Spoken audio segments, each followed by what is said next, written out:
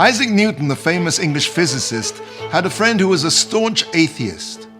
One day when this atheist came to visit Newton in his library at Cambridge University, his eyes fell upon the most beautiful object sitting on Newton's desk.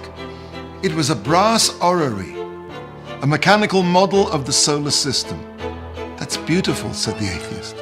"Wait," said Newton. "Do you see the small lever on the base? Move it toward you." As the atheist moved this little lever, the entire engine slowly came to life. At its center, the orb of the sun started to revolve. Further out, turning on brass cogs, the Earth and the planets began their revolutions around the sun, each planet accompanied by its own moon, all moving in wonderful precision. "This is amazing. This is so beautiful," said the atheist. "Who made it?" "No one," replied Newton. "What do you mean, no one?" "No one. It just sort of fell together." "Very funny. I want you to tell me who the maker of this amazing machine is." Newton said, "This, you insist, has to have a maker. But this, how much more infinitely more beautiful and more complex, that, you insist, has no maker." You don't have to have invented the first law of motion to read this world like a book. Just as a book testifies to the existence of its writer, so the world testifies to the existence of its divine author.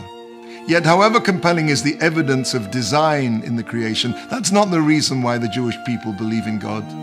We believe in God because the entire Jewish people had a first-hand experience of the divine during the Exodus from Egypt and at Sinai, and in the 40 years of daily miracles that followed. "Ah," you'll say, "well, that was them, but what about me?" The answer is that parents don't lie to their children about things that it's important for the children to know. Parents don't lie about essential life information.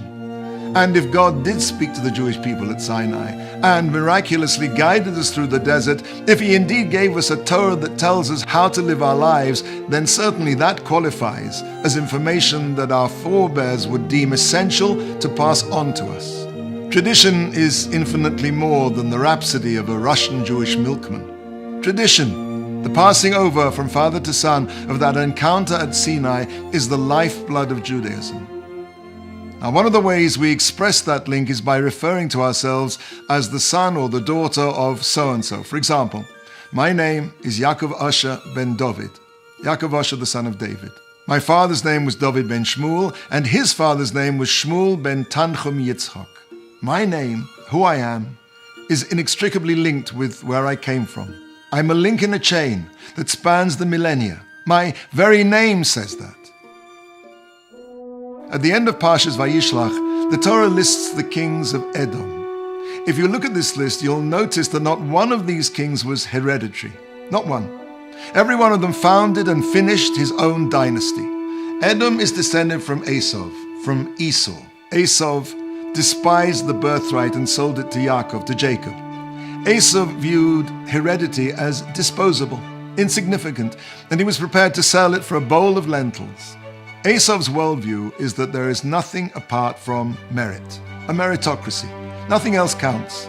Now, don't get me wrong, a meritocracy has much to recommend it, but when you're building a belief system that will rely on a chain that spans the millennia, to despise dynasty is to disqualify yourself from the job at hand, the eternal witnessing of God's interaction and interest in mankind.